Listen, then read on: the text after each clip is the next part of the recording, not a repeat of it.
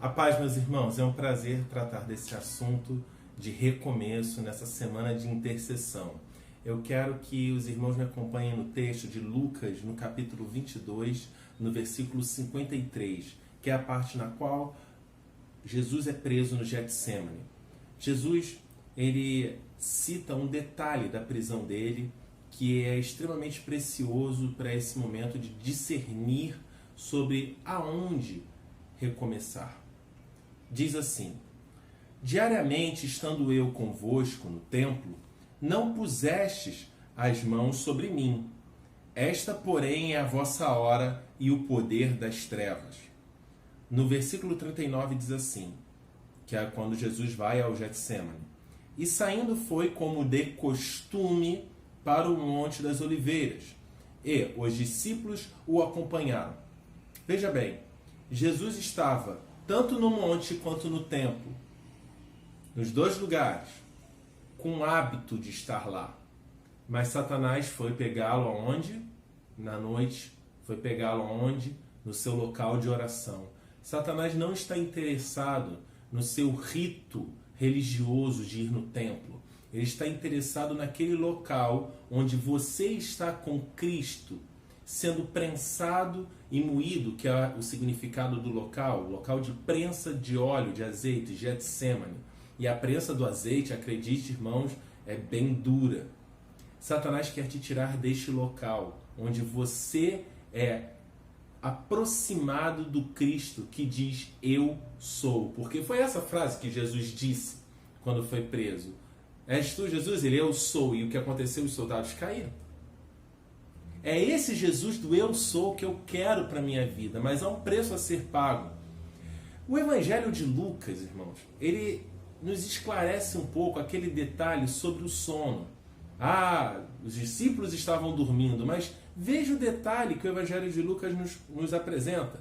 No versículo 45 diz assim: levantando-se da oração, foi ter com os discípulos e os achou dormindo de tristeza.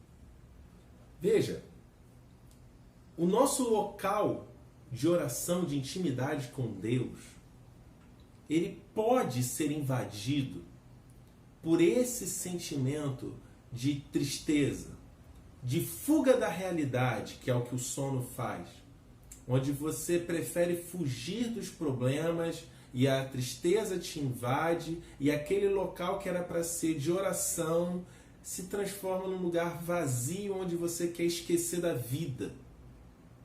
E você tira a realidade do eu sou, deixando com que a realidade do mundo se sobreponha à sua vida. Olha, a gente está falando dos discípulos, a gente está falando daqueles que passaram momentos anteriores com Cristo, no qual o próprio Cristo falou o que ia passar e o que ia acontecer, e isso encheu o coração deles de tristeza, como também do próprio Cristo. Era como se falasse, o Deus Emanuel, que é o Deus convosco, não estará mais com vocês. Era esse o sentimento de perda do poder de atuação de Deus. E quantas vezes parece que os que oram, os que intercedem, os que se lançam em oração falam, Deus, cadê o Senhor? Voltemos para o manual do discípulo, Mateus capítulo 10. É bem interessante quando tem como título a Sociedade Bíblica colocou os estímulos, mas Jesus fala assim, olha, no versículo 28, não temais os que matam o corpo e não podem matar a alma. Temei antes aquele que pode fazer perecer no inferno tanto a alma como o corpo. O que é aquilo que liga a tua alma com o teu corpo senão a tristeza? Senão um abatimento profundo que faz com que você perca a noção da realidade do Deus operante em nós. Meus irmãos, são sentimentos assim que nos afastam de Cristo e são sentimentos assim que nos levam ao recomeço. E por falar em recomeço, pensem em Pedro no Getsêmani. Olha o que fala esse pequeno manual dos discípulos, né? Jesus vem falando sobre o seu poder ao longo do versículo 29, 30 e 31, falando que não tema, vocês valem muito mais que os pardais. Não temam, que eu sei até a cabeça os fios de cabelo que vocês têm. Eu sei de tudo, eu sou soberano sobre todas as coisas, eu sou soberano até sobre a sua tristeza. Mas, portanto, todo aquele que me confessar diante dos homens, também eu o confessarei diante de meu Pai que está nos céus. Mas aquele que me negar diante dos homens, também eu negarei diante do meu Pai que está nos céus. Amados, quando nós nos afastamos do Getsemane, do local de intimidade com Deus, a primeira coisa que acontece é a negação do Cristo em nós. Nós começamos a falar, eu não conheço esse Cristo. Você pode nunca ter falado que não conhece esse Cristo, mas não negue o fato de que, por vezes, a negligência de propagar a palavra de Deus por um simples cansaço de que não vou falar sobre Jesus. Agora não. Estou cansado para isso. É uma maneira de dizer não. Eu não sei quem é o Cristo. Eu não sei quem é o Cristo vivo dentro de mim. E foi isso que aconteceu com Pedro. Eu neguei ele perante os homens. Com certeza o Cristo está me negando perante o Pai. Pedro se sentiu uma carta fora do jogo. Foi voltar às suas atividades normais. A vida perdeu o sentido. Voltou a ser pescador. E aí, como vocês sabem, é lá naquela pesca maravilhosa que Pedro é recordado, né?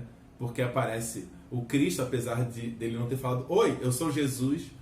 Todos eles reconheceram que era Jesus no capítulo 21 de João. E disse-lhe Jesus, vinde e comei, no versículo 12, né?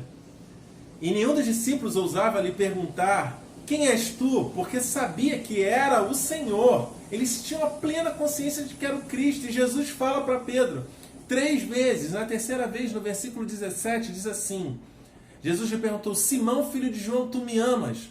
Pedro entristeceu-se por ele lhe ter dito pela terceira vez, tu me amas?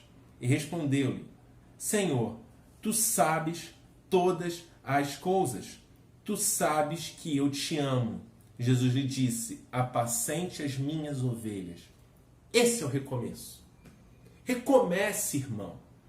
O Senhor, você pode procurar no grego, você vai ver as três maneiras de amor e tudo mais, mas esquece isso tudo. Deus sabe o jeitinho que você ama a Deus. Ele sabe as suas falhas, Ele sabe as suas incertezas. E nessa semana de intercessão, o recomeço é esse. Qual o seu propósito dentro do corpo de Cristo? Porque com certeza é apacentar ovelhas. Com certeza é cuidar, é estar um justo cuidando do outro justo. Como diz no Salmo. Então, amados, há um bom recomeço para todos nós. Naquele em que voltamos à nossa prática de oração no Getsemane, naquele em que cuidamos das ovelhas do Senhor, sabendo que Ele tem cuidado de nós. Eu quero orar com você e você vai continuar orando aí em casa. Senhor Jesus, Pai, leva-nos, Pai, para um recomeço, Senhor, contigo, Pai. Nem que seja para que o Senhor nos acorde do nosso sono e ao acordar, que nós nos deparemos com Cristo que ficou ensanguentado porque suou, transpirou o sangue, e que eu me depare, Senhor, com o teu sangue me acordando. Porque há poder nesse sangue. Há poder nesse sangue, Senhor. E é pelo sangue de Jesus que todo pecado, que todo erro que tirou os meus irmãos do caminho, afastando, que possa ser lançado no largo do esquecimento. Que possamos nos lembrar da palavra do Senhor em João, no capítulo 13. Que aqueles que já se banharam, só é necessário limpar os pés. E que possamos, Pai, deixar o Senhor limpar os nossos pés, para que com o Senhor retomemos a nossa caminhada e que haja um recomeço maravilhoso contigo e com o teu Espírito Santo em nossas vidas, Pai. E assim nós oramos, Pai. Traz o teu recomeço sobre nós, Senhor. Nos chama para pescar, nos chama para comer, Senhor. Nos chama para apacentar. E assim nós oramos, Pai, e já te agradecemos pela maravilhosa presença do teu Espírito Santo. Amém.